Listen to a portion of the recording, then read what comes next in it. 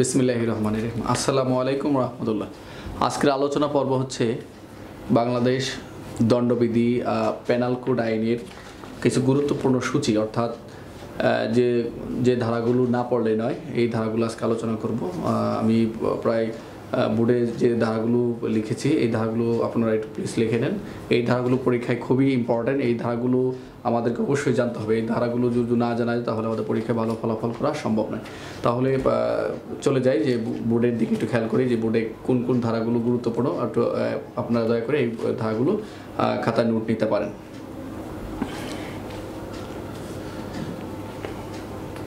প্রথম দেখা যাচ্ছে 20 বলা হচ্ছে বিচারালয়, 21 বলা হচ্ছে সরকারি কর্মচারী, 22 হচ্ছে স্থাবর সম্পত্তি, 22 হচ্ছে অস্থাবর সম্পত্তি, 23 অন্যায় লাভ, 23 অন্যায় ক্ষতি, 24 হচ্ছে অসাধুভাবে, 25 প্রতারণামূলকভাবে,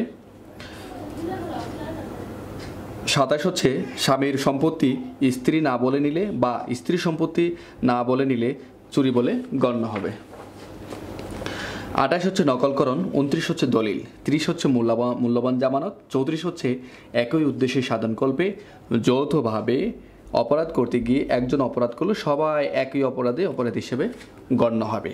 39 হচ্ছে স্বেচ্ছাকৃতভাবে, 40 হচ্ছে অপরাধের সংজ্ঞা, 52 হচ্ছে সৎবিশ্বাস, 52 ক হচ্ছে আশ্রয়দান, 75 হচ্ছে বর্ধিত সাজা, 76 হচ্ছে, অর্থাৎ আমরা আগে আলোচনা করেছিলাম যে ঊর্ধ্বতন কর্তৃপক্ষের বৈধ আদেশ, অর্থাৎ আদেশে যদি কোনো সৈনিক যদি গুলি চালায় তাহলে সেটা অপরাধ হবে না, অর্থাৎ সরকারি কর্মচারী নিজেকে আইন বলে বাধ্য মনে করলে ভুল ধারণাবশত সেটা অপরাধ নয়।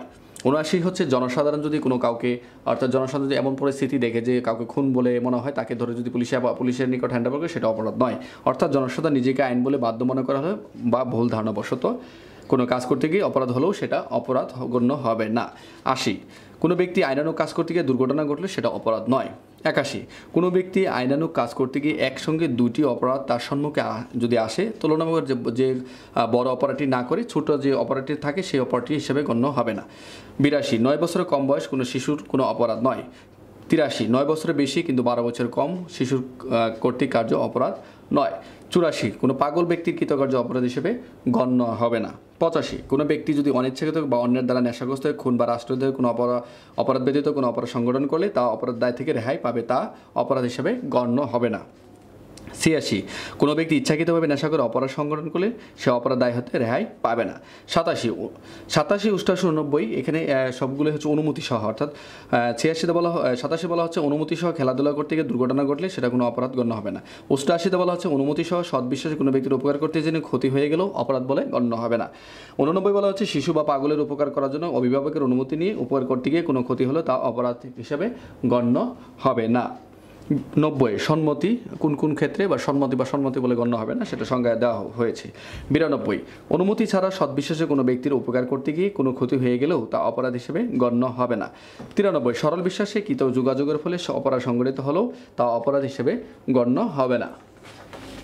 94 কোনো ব্যক্তি কর্তৃক অপর কোনো ব্যক্তিকে তাৎক্ষণিক মৃত্যু বা কোনো গুরুতর জখমের ভয় দেখে কোনো অপরাধ করে নিলেও তা অপরাধ থেকে দায় থেকে রেহাই পাবে, তবে সরকারি আশ্রয়ের সুযোগ থাকলে রেহাই পাবে না। 95 কোনো সামান্য কার্য অপরাধ হিসেবে গণ্য হবে না। 96 আর 97 হচ্ছে আমরা আত্মরক্ষার ব্যক্তিগত অধিকারের সংজ্ঞা। 98 পাগলের ক্ষেত্রে আত্মরক্ষার ব্যক্তিগত অধিকার প্রয়োগ করা যায়। 99 যে সকল ক্ষেত্রে আত্মরক্ষার ব্যক্তি অধিকার প্রয়োগ করা যায় না। 100 দেহের ক্ষেত্রে আত্মরক্ষার ব্যক্তিগত অধিকার। 101 অর্থাৎ এখানে বলা হচ্ছে দেহের ক্ষেত্রে আত্মরক্ষার মৃত্যু ব্যতীত যে কোনো ক্ষতি সাধন করা যাবে। 102 দেহের ক্ষেত্রে আত্মরক্ষার আরম্ভ স্থিতিকাল। 103 সম্পত্তি রক্ষার ক্ষেত্রে আত্মরক্ষার অধিকার প্রয়োগ করে মৃত্যু ঘটানো যাবে। 104 অর্থাৎ এখানে সম্পত্তির ক্ষেত্রে আত্মরক্ষার অধিকার প্রয়োগ করতে গিয়ে মৃত্যু ব্যতীত যে কোনো ক্ষতি করা যাবে। 105 সম্পত্তির ক্ষেত্রে আত্মরক্ষার অধিকার আরম্ভ এবং স্থিতিকাল। 106 নিরাপদ ব্যক্তি বা শিশুর ক্ষেত্রে আত্মরক্ষার ব্যক্তিগত অধিকার প্রয়োগ করেও মৃত্যু ঘটালে সেটা অপরাধ নয়। 107 বলা হচ্ছে অপরাধে সহায়তা। 108 হচ্ছে দুষ্কর্মে সহায়তা বা প্ররোচনা। 109 হচ্ছে অর্থাৎ প্ররোচনা শাস্তি, অর্থাৎ কোনো ব্যক্তি অপর কোনো ব্যক্তি কোনো অপরাধমূলক কাজ করার জন্য অনুপস্থিত থেকে সহায়তা করা সাজা। 111 কোনো ব্যক্তি অপর কোনো ব্যক্তিকে যে অপরাধটি করার জন্য বলেছেন সেই ব্যক্তি অপরাধ সহ অন্য আরেকটি অপরাধ করা সাজা। 113 বলা আছে কোনো ব্যক্তি অপর কোনো ব্যক্তি অপরাধ করার জন্য যে বলেছেন সেই অপরাধটি বেশি করা সাজা। 114 কোনো ব্যক্তি অপর কোনো ব্যক্তিকে অপরাধমূলক কাজ করার জন্য উপস্থিত থেকে সহায়তা করা সাজা। 115 কোনো ব্যক্তি তুলনামূলকভাবে বড় কোনো অপরাধমূলক কাজ করার জন্য সহায়তা করলে যদি অপরাধটা না হয় বা না হলেও সহায়তাকারী অপরাধ দায় থেকে রেহাই পাবে না। 116 তো একই, কোনো ব্যক্তি তুলনামূলক ছোট কোনো অপরাধমূলক কাজ করার সহায়তা করলে অপরাধটি না হলে সহায়তাকারী অপরাধ দায় থেকে রেহাই পাবে না। 118 যে অপরাধটি কখনো সংঘটিত হয় নাই এমন অপরাধের খবর জনসাধারণ জানার পর পুলিশকে সংবাদ না দেওয়ার সাজা। 119 যে অপরাধটি কখনো সংঘটিত হয় নাই এমন অপরাধের খবর দেওয়া সরকারি কর্মচারী কর্তৃক জানার পরও পুলিশকে সংবাদ না দেওয়ার সাজা। 120 ক বলা হচ্ছে অপরাধমূলক ষড়যন্ত্র, অর্থাৎ অপরাধমূলক ষড়যন্ত্রের সংজ্ঞা। 120 খ বলা হচ্ছে কি অপরাধ ষড়যন্ত্র করলে তার সাজা। অর্থাৎ আমরা এই ধারাগুলোর মোটামুটি এখানে 20 থেকে 120 পর্যন্ত, অর্থাৎ আমরা যে দণ্ডবিধি আইনে গুরুত্বপূর্ণ ধারার সূচিগুলো আলোচনা করলাম। এখানে একটি বিষয় যে এই ধারাগুলো আমরা প্রতিদিনই আমরা সূচি আকারে আমরা চেষ্টা করব অল্প অল্প ধারাগুলো, যে দণ্ডবিধির আইনের যে গুরুত্বপূর্ণ ধারাগুলো এই ধারাগুলো অবশ্যই আমাদের পড়তে হবে, এর বাইরে যাওয়া যাবে না। তাহলে আমরা একটু খেয়াল করি এখানে একটু বিষয় অনেকেই হয়তো বা বুঝতে অসুবিধা হয়েছে যে এখানে 111, 113 এখানে একটু খেয়াল করি। 111, 113 এখানে এই দুইটা সেকশন আমরা খেয়াল করি।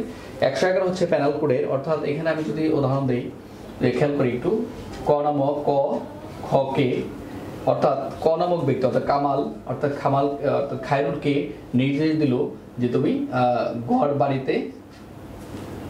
বাড়িতে আগুন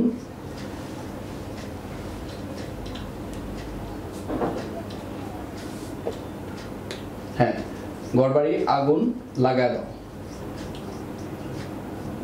দেওয়া, অর্থাৎ কামাল খায়রুলকে বললে গড় বাড়িতে তুমি আগুন লাগিয়ে দাও, এইটা হচ্ছে কামাল বলতেছে। এখন এই খায়রুল কি করলো, সে বাড়িতে আগুন লাগিয়ে দিল এবং বাড়িতে গিয়ে সে কি করলো, একটি গড় বাড়িতে চুরি করলো, অর্থাৎ চুরি করার অপরাধ।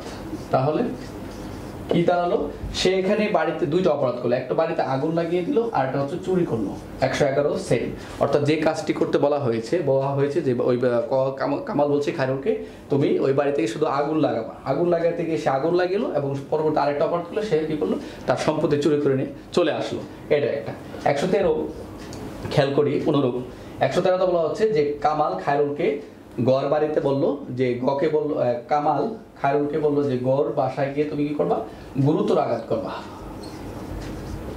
গুরুতর আঘাত করবে। কিন্তু কামাল খায়রুলকে কি করলো, কামাল খায়রুলকে বললো যে গকে তুমি গুরুতর আঘাত করবা। 113 এটা ক্লিয়ার। 113 বলতেছে যে গকে গিয়ে তুমি গুরুতর আঘাত করবে, কিন্তু এই খায়রুল কি করলো, গকে গিয়ে গুরুতর আঘাত করতে গিয়ে করলো মেরে ফেললো, অর্থাৎ মৃত্যু ঘটাইলো, গুরুতর আঘাত ঘটায় মৃত্যু ঘটাইলো, অর্থাৎ বলা হয়েছে তাকে গুরুতর আঘাত করো, কিন্তু এমনভাবে গুরুতর পরিস্থিতি করলো তাকে মৃত্যু ঘটাইলো। তাহলে কি হলো, এখানে 100 অর্থাৎ এখানে ফিনিশিং হলো, অর্থাৎ 113 সাথে 302 যোগ হয়ে গেল, অর্থাৎ মার্ডার করে ফেললো। এটাই হচ্ছে 111 হচ্ছে যে কাজটি করতে বলা আছে অন্য একটি কাজ করা, আর 113 বলা যে কাজটি করতে বলা আছে তার চেয়ে বেশি যদি অপরাধ করে ফেলে, অর্থাৎ বলা হচ্ছে যে গুরুতর আঘাত, তুমি তাকে যে শুধু মারপিট করবা, তাকে একটা ঘুষি দিবা, সেই করে ঘুষি দিয়েও এমন পরিস্থিতি হলে তাকে মার্ডার করে ফেলে, অর্থাৎ 113 সাথে 302 কমপ্লিট হয়ে গেল। তাহলে আমরা বুঝতে পেরেছি 111 এবং 113। আমরা প্রতিটি ধারা এভাবে আলোচনা করব, চিন্তার কোনো বিষয় নেই। আমরা চেষ্টা করব যারা আমাদের সাথে বা লেকচারগুলো দেখতেছেন, যদি এই লেকচারগুলো ভালো লেগে থাকে অবশ্যই আপনারা আমার চ্যানেলটি সাবস্ক্রাইব করবেন, সেই সাথে লাইক দেওয়ার চেষ্টা করবেন। ঠিক আছে, তাহলে আজকে আলোচনা এই পর্যন্ত। প্রত্যেকে ভালো থাকবেন। আসসালামু আলাইকুম ওয়া রাহমাতুল্লাহ।